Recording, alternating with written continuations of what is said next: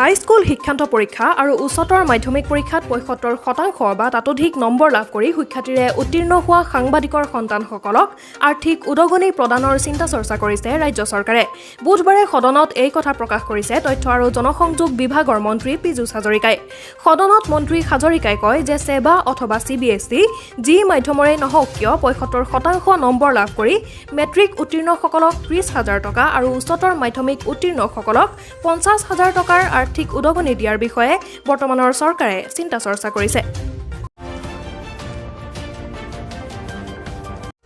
বিধানসভাত অসমৰ ভূমি বেদখলৰ প্ৰসংগই লাভ কৰিলে স্থান। বকুৰ বিধায়িকা নন্দিতা দাসে চুবুৰীয়া ৰাজ্যৰ আগ্ৰাসন সম্বন্ধে উত্থাপন কৰা এক প্ৰশ্নৰ উত্তৰত ওলাইছে ভয়ংকৰ তথ্য। অসমৰ সৰ্বমুঠ ৬৯,০০০ৰো অধিক হেক্টৰ ভূমি চুবুৰীয়া ৰাজ্যই বেদখল কৰি আছে। সৰ্বাধিক ৫৫,০০০ ভূমি দখল কৰি আছে নাগালেণ্ডে।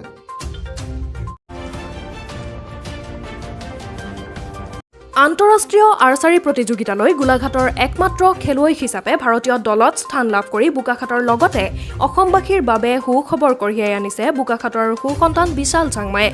৯ৰ পৰা ১৫ আগষ্টলৈ পোলেণ্ডত অনুষ্ঠিত হ'বলগীয়া বিশ্ব যুৱ আৰ্চাৰী চেম্পিয়নশ্বিপলৈ নিৰ্বাচিত বোকাখাতৰ বিশাল চাংমাই গোলাঘাটৰ একমাত্ৰ আৰ্চাৰী খেলুৱৈ।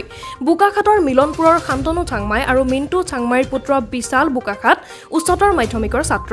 সৰুৰে পৰা আৰ্চাৰীৰ প্ৰতি আকৰ্ষিত বিশালে প্ৰাথমিক পৰ্যায়ত কোনো আনুষ্ঠানিক প্ৰশিক্ষক নোলোৱাকৈয়ে নিজেই আৰ্চাৰীৰ ক্ষেত্ৰত আগবাঢ়ি যোৱা বুলি মন্তব্য কৰে বিশালৰ পিতৃ শান্তনু চাংমাই।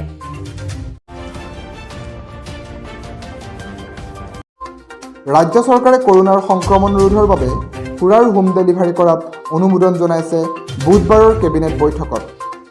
ইতিমধ্যে এমট্ৰনৰ সহায়ত আবকাৰী বিভাগে এটা মোবাইল এপ্লিকেশ্যন প্ৰস্তুত কৰি আছে বুলি জানিব পৰা গৈছে।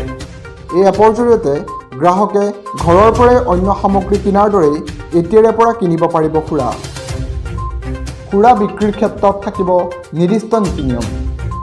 কেৱল পঞ্জীয়নভুক্ত বিপণীয়েহে হয়তো পাব সুৰা যোগানৰ অনুমতি। উল্লেখ্য যে এই সুবিধা পাব কেৱল গুৱাহাটী মহানগৰীৰ লোকেহে। প্ৰথম এমাহৰ বাবে কেৱল গুৱাহাটীত পৰীক্ষামূলকভাৱে কৰা হ'ব সুৰাৰ অনলাইন বিক্ৰী। তাৰ পাছত সকলো সুকলমে চলিলে অন্য জিলাতো এই সুবিধা প্ৰসাৰ কৰা হ'ব পাৰে। চৰকাৰী নটিফিকেশ্যন ওলালেই অনলাইন সুৰা বিক্ৰী আৰম্ভ হ'ব।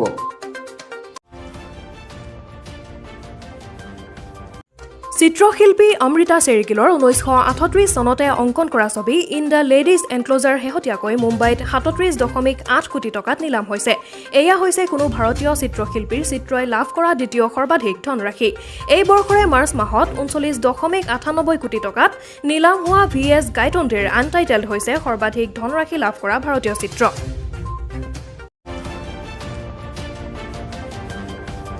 ICCয়ে মুকলি কৰিছে ২০২১-২৩ বৰ্ষৰ বিশ্ব টেষ্ট চেম্পিয়নশ্বিপৰ সময়সূচী। প্ৰথম সংস্কৰণৰ দৰেই ৯টা দলে মুঠ ৬টাকৈ ছিৰিজত ভাগ ল'ব। তাৰে ৩টা হ'ব নিজ দেশত আৰু ৩টা হ'ব বিদেশত। ভাৰতে নিজ গৃহত শ্ৰীলংকা, নিউজিলেণ্ড আৰু অষ্ট্ৰেলিয়াৰ বিৰুদ্ধে আৰু বিদেশত বাংলাদেশ, ইংলেণ্ড আৰু দক্ষিণ আফ্ৰিকাৰ বিৰুদ্ধে খেলিব। TheAssamJournalৰ সৈতে সংযুক্ত হওক। সাইন আপ আৰু ছাবস্ক্ৰাইব কৰক আমাৰ ৱেবছাইট www.theassamjournal.com-ত। লগতে ফ'ল' কৰক ফেচবুক আৰু ইনষ্টাগ্ৰামত আৰু ছাবস্ক্ৰাইব কৰক আমাৰ YouTube channel the Assam journal.